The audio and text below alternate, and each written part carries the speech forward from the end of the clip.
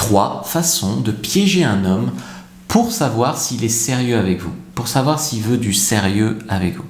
Alors, je ne vous conseille pas dans la vie en général de vouloir piéger un homme, mais si jamais vous avez des doutes sur lui, ou si jamais vous êtes complètement perdu, là, vous pouvez le tester, aurait été peut-être plus adéquat.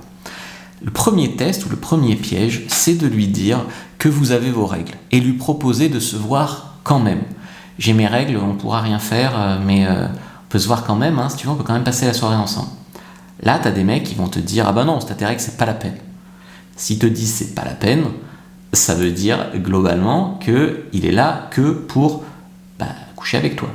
Si par contre, il te dit « Ah, mais c'est pas grave, mais t'inquiète pas, on va passer une bonne soirée quand même, on va regarder un film, on va se faire un câlin, il n'y a pas de problème ». Là, c'est qu'il veut quand même passer du temps avec toi, il veut quand même te connaître, etc. Ou alors, il est extrêmement malin et il sait que s'il te dit non, il ne te reverra plus. Le deuxième piège, c'est lui dire que vous n'êtes pas encore tout à fait prête et donc lui demander d'être patient. Ou alors lui dire « Ah, mais ce soir, je ne sais pas pourquoi, j'ai pas très envie ».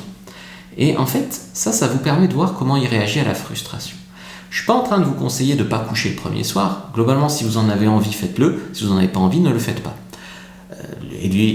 Mais le problème, c'est quand vous en avez envie et que vous vous empêchez de le faire, ou quand vous n'en avez pas envie et que vous dites si je ne le fais pas, il ne voudra pas me revoir, donc je le fais et je me force. Il ne faut pas faire ça. Donc en fait, si tu n'as pas envie ou si tu n'es pas encore prête, c'est parfait pour lui faire ce test.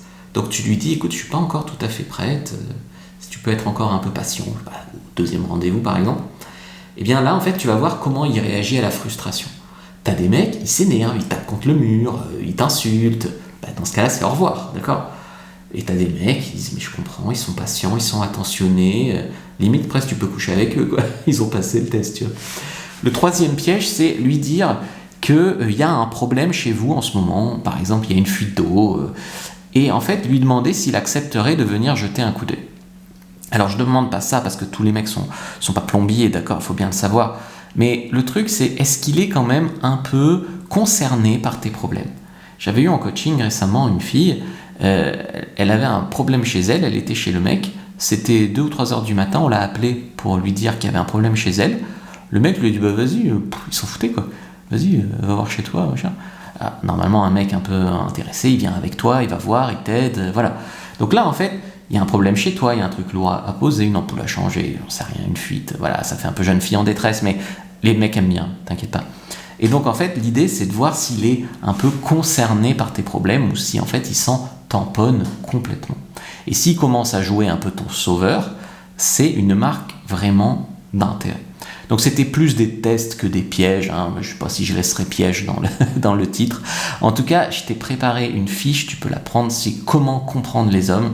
Donc clique sur le lien, récupère ta fiche gratuitement sur comment mieux comprendre les hommes.